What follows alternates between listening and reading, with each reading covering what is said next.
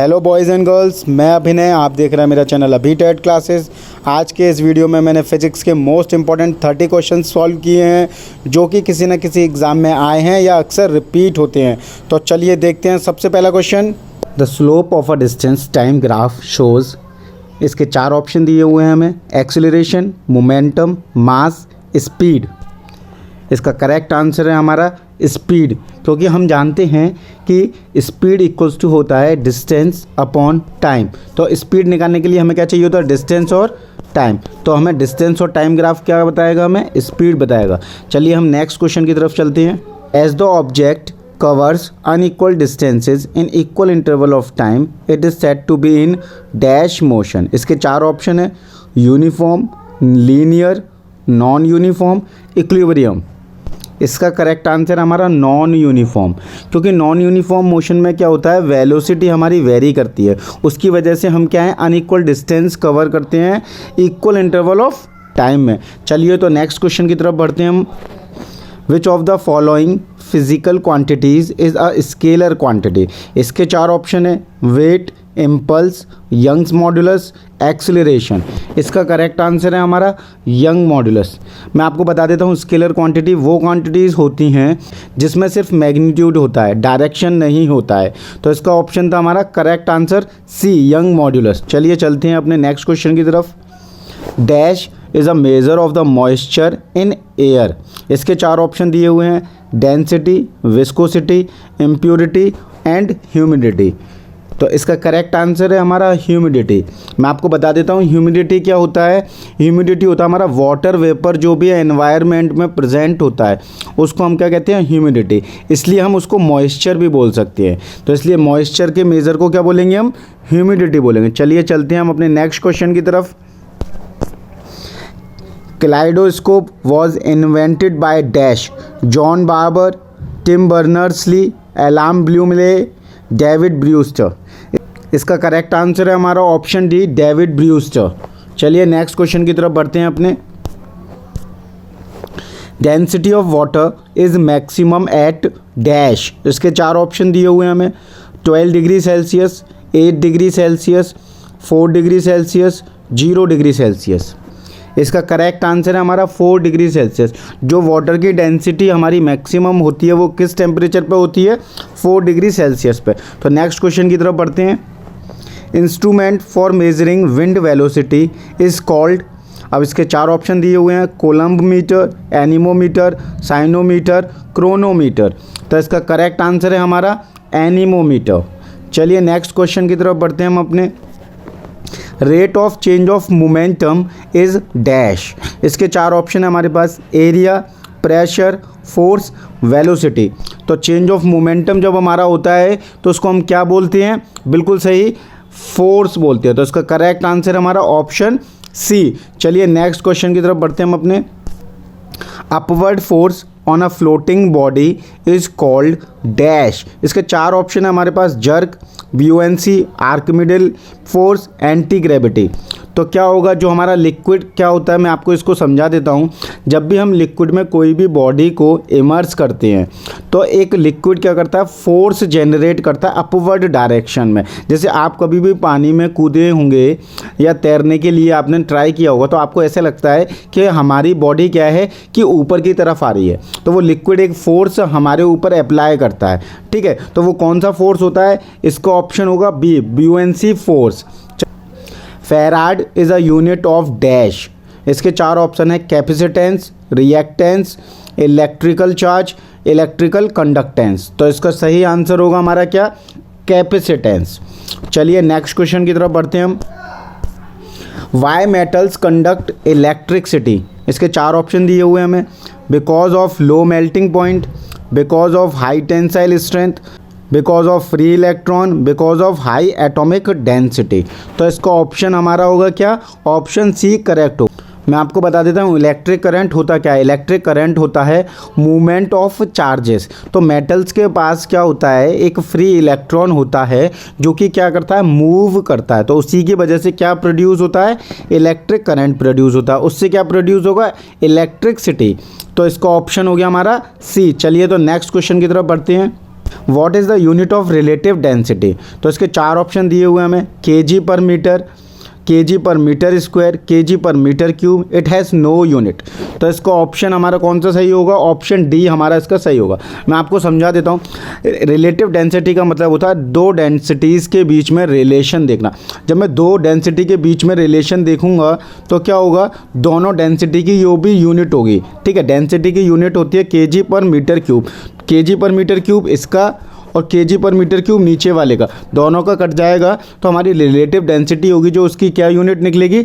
No unit निकलेगी, unit less निकलेगा। चलिए तो देखते हैं अब नेक्स्ट क्वेश्चन कौन सा है अपना। Why does a fountain pen leak in aeroplane flying at a height? इसके चार ऑप्शन दिए हुए हैं हमें। Because of reduced viscosity of the ink in the pen, because of increased viscosity of the ink in the pen, third दिया है because of higher atmospheric pressure outside the pen, और last है हमारा because of lower atmospheric pressure outside the pen. अब इसके चार option है, कौन सा ऑप्शन सही होगा? ऑप्शन डी हमारा इसका सही होगा, क्योंकि हमें पता है किसी भी चीज़ को अगर फ्लो होना होता है तो वो हायर से लोअर की तरफ जाती है। तो क्या होता है, जो पेन के अंदर हमारी रिफ़िल भरी होती है या एयर होती है उसमें, उसका प्रेशर क्या होता है? हाई होता है, तो वो हाई से लो की तरफ जाता है, इसलिए क्या होता है कि फाउंटेन पेन लीक होने लग जाता है। चलिए तो अपने नेक्स्ट क्वेश्चन की तरफ बढ़ते हैं। Newton's first law is also known as dash. चार ऑप्शन दिए हुए हैं हमें इसके। Law of friction, law of moments, law of inertia, law of motion. तो इसका सही आंसर होगा हमारा option C, law of inertia. मैं आपको समझा देता हूँ न्यूटन्स फर्स्ट लॉ क्या कहती है और लॉ ऑफ इनर्शिया क्या कहती है। न्यूटन फर्स्ट लॉ कहता है कि अगर कोई बॉडी रेस्ट पे है तो वो बॉडी रेस्ट पे ही रहेगी, और कोई बॉडी अगर मोशन में है तो वो मोशन में ही रहेगी जब तक कि उस पर कोई एक्सटर्नल फोर्स ना लगाया जाए, और यही लॉ ऑफ इनर्शिया भी कहती है। तो चलिए अब हम नेक्स्ट क्वेश्चन की तरफ चलते हैं अपने। The amount of matter in a ball of steel is it's, चार ऑप्शन है इसके, वेट, डेंसिटी, वॉल्यूम, मास। तो इसका करेक्ट आंसर क्या होगा? हमारा वॉल्यूम होगा। चलिए नेक्स्ट क्वेश्चन की तरफ चलते हैं अपने। लाइट ट्रेवल्स फास्टेस्ट इन, जो लाइट है हमारी किस में ट्रेवल ज़्यादा तेज करेगी? नाइट्रोजन में, एयर में, स्टील में, वैक्यूम में? बिल्कुल सही आंसर है इसका, आप जो सोच रहे हैं ऑप्शन डी, वैक्यूम। चलिए तो नेक्स्ट क्वेश्चन की तरफ बढ़ते हैं हम। Rate of work done is dash, चार ऑप्शन है इसके, एनर्जी, पावर, मोमेंटम, इम्पल्स। तो इसका करेक्ट आंसर है हमारा पावर। अब क्या होता है इस वाले क्वेश्चन में बच्चे दो ऑप्शन में कंफ्यूज हो जाते हैं, ए और बी में। तो मैं आपको बता देता हूँ, एनर्जी क्या होती है? एनर्जी होती है कैपेसिटी ऑफ डूइंग वर्क, और पावर होती है किस रेट से वो काम को कर रहा है, रेट ऑफ वर्क डन। जब कैपेसिटी की बात आएगी तो हम एनर्जी वाला ऑप्शन लगाएंगे, और जब रेट ऑफ वर्क डन की बात आएगी तो हम क्या लगाएंगे? ऑप्शन बी, पावर लगाएंगे। चलिए तो नेक्स्ट क्वेश्चन की तरफ बढ़ते हैं हम। What is the unit of electrical resistance? चार ऑप्शन दिए हुए हैं हमें, डाइन, पास्कल, जूल और ओम। तो इसका करेक्ट आंसर है हमारा ओम। Very good. चलिए नेक्स्ट क्वेश्चन की तरफ बढ़ते हैं हम। Which mirror is used by the dentist? Dentist के कौन सा मिरर यूज़ करता है? तो इसके चार ऑप्शन दिए हुए हैं हमें, cylindrical mirror, concave mirror, convex mirror, plane mirror. तो इसका सही आंसर हमारा ऑप्शन बी, कॉनकेव मिरर। चलिए तो नेक्स्ट क्वेश्चन की तरफ बढ़ते हैं हम। For every action there is an equal and opposite reaction is Newton's. Newton's का कौन सा लॉ है ये? तो मैं आपको चार ऑप्शन पढ़ के बताता हूँ। First law, second law, third law, fourth law. बिल्कुल सही, इसका आंसर है ऑप्शन सी, थर्ड लॉ। चलिए तो नेक्स्ट क्वेश्चन की तरफ बढ़ते हैं हम। एक्सरे आर डैश वेव्स, चार ऑप्शन दिए हुए हैं हमें, लॉन्गिट्यूडनल, ट्रांसवर्स, इलेक्ट्रोमैग्नेटिक और इलास्टिक। तो एक्सरे कौन सी वेव होती है हमारी? इसका सही आंसर है हमारा ऑप्शन सी, इलेक्ट्रोमैग्नेटिक वेव। चलिए तो नेक्स्ट क्वेश्चन की तरफ बढ़ते हैं। If an object is throne upward what will be its velocity when it reaches its maximum height? तो चार ऑप्शन दिए, 0 metre per second, second option दिया 4.9 metre per second, C option दिया 14.7 metre per second, D option दिया 20 metre per second. तो इसका correct answer हमारा क्या होगा? ऑप्शन ए होगा। मैं आपको समझा देता हूँ कैसे। कभी भी हम कोई भी स्टोन या पत्थर अगर फेंकते हैं ऊपर, तो अगर वो मैक्सिमम हाइट पे पहुँच जाएगा तभी तो वो नीचे आना शुरू होगा। तो इसका मतलब है कि मैक्सिमम हाइट पे हमारी स्टोन की वेलोसिटी कितनी होगी? 0 होगी, तभी तो वो लौट के आएगा वापस, वरना तो वो ऊपर ही चला जाता। तो इसका ऑप्शन हमारा कौन सा होगा? A, 0 metre per second. तो चलिए हम नेक्स्ट क्वेश्चन को देखते हैं।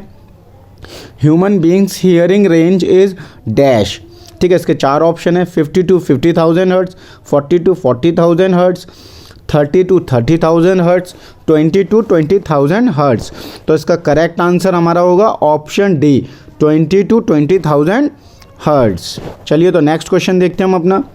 If ice floating on water in a vessel melts the water level in the vessel. जब आइस को अगर हम वाटर में डाल देंगे और वो अगर फ्लोट करेगी और थोड़ी देर बाद अगर वो मेल्ट हो जाती है तो उसमें क्या चेंजेस आएगा वाटर लेवल में। तो इसके 4 ऑप्शन मैं आपको बता देता हूँ। Increases, does not change, first increases before decreasing, और ऑप्शन डी है इसका डिक्रीजेज। तो इसका आंसर क्या होगा हमारा? इसका आंसर होगा बी, डज नॉट चेंज। मैं आपको समझा देता हूँ क्यों। क्या होता है कि जब हम कोई भी ऑब्जेक्ट अगर हम लिक्विड में डालते हैं तो लिक्विड क्या है, डिस्प्लेस हो जाता है। कितना हो जाता है? जितना उस बॉडी का वेट होता है। तो जब हमने आइस डाली होगी तो उसने अपना वेट के बराबर क्या है, लिक्विड को डिस्प्लेस कर दिया होगा। इसका मतलब है कि उसने पहले ही वाटर लेवल बढ़ा दिया होगा। अब वो मेल्ट हो जाए उससे कोई फ़र्क नहीं पड़ेगा। इसलिए इसका ऑप्शन क्या होगा हमारा? B, does not change. चलिए तो नेक्स्ट क्वेश्चन की तरफ चलते हैं। 1 nanometre is equal to dash metre. 1 nanometre किसके बराबर होता है?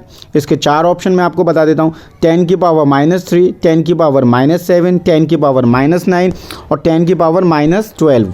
तो इसका आंसर है हमारा सी, 10 की पावर -9। तो नेक्स्ट क्वेश्चन देखते हैं हम अपना। What is the SI unit of pressure? Pressure की एसआई यूनिट क्या होती है? इसके 4 ऑप्शन दिए हुए हैं हमें। ओम, पास्कल, वोल्ट, एम्पियर। तो इसका करेक्ट आंसर है हमारा पास्कल। चलिए तो नेक्स्ट क्वेश्चन की तरफ बढ़ते हैं हम। Which force help swimmers float in water? देखिए वाटर के ऊपर बहुत क्वेश्चन आए हैं इसलिए बहुत इंपॉर्टेंट है ये। चलिए तो इसके 4 ऑप्शन बताते हैं हम।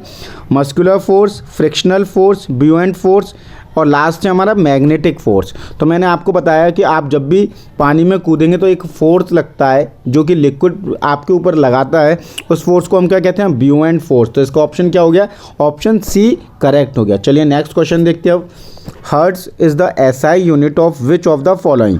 4 ऑप्शन है, फ्रिक्वेंसी, फोर्स, प्रेशर, एनर्जी। ठीक है, तो इसका हमारा ऑप्शन क्या होगा? फ्रिक्वेंसी। तो आप एक एसआई यूनिट में 100% क्वेश्चन आता है तो आप सबकी एसआई यूनिट कवर करेंगे और मेरे से जुड़े रहेंगे तो आपको कहीं से कोई ढूंढने की ज़रूरत नहीं पड़ेगी। चलिए तो नेक्स्ट क्वेश्चन देखते हैं हम अपना। The phenomena which causes mirage is. ठीक है, इसके 4 ऑप्शन है। Total internal reflection, diffraction, polarisation, interference. तो इसका करेक्ट आंसर क्या होगा हमारा? Total internal reflection. इसकी वजह से मिराज प्रोड्यूस होता है। चलिए तो अब नेक्स्ट क्वेश्चन देखते हैं। Atmospheric pressure is measured by. First option है बैरोमीटर, सेकंड है हेक्सामीटर, थर्ड है नैनोमीटर और लास्ट है गैलेक्सोमीटर। तो इसका करेक्ट आंसर है हमारा बैरोमीटर। तो आज के वीडियो में हमने फिजिक्स के 30 क्वेश्चंस को कवर किया जो कि मोस्ट इंपॉर्टेंट है। आप मेरे साथ ऐसे ही जुड़े रहिए। मेरे चैनल को सब्सक्राइब कीजिए, शेयर कीजिए और वीडियो को देखने के लिए सभी लोगों को धन्यवाद।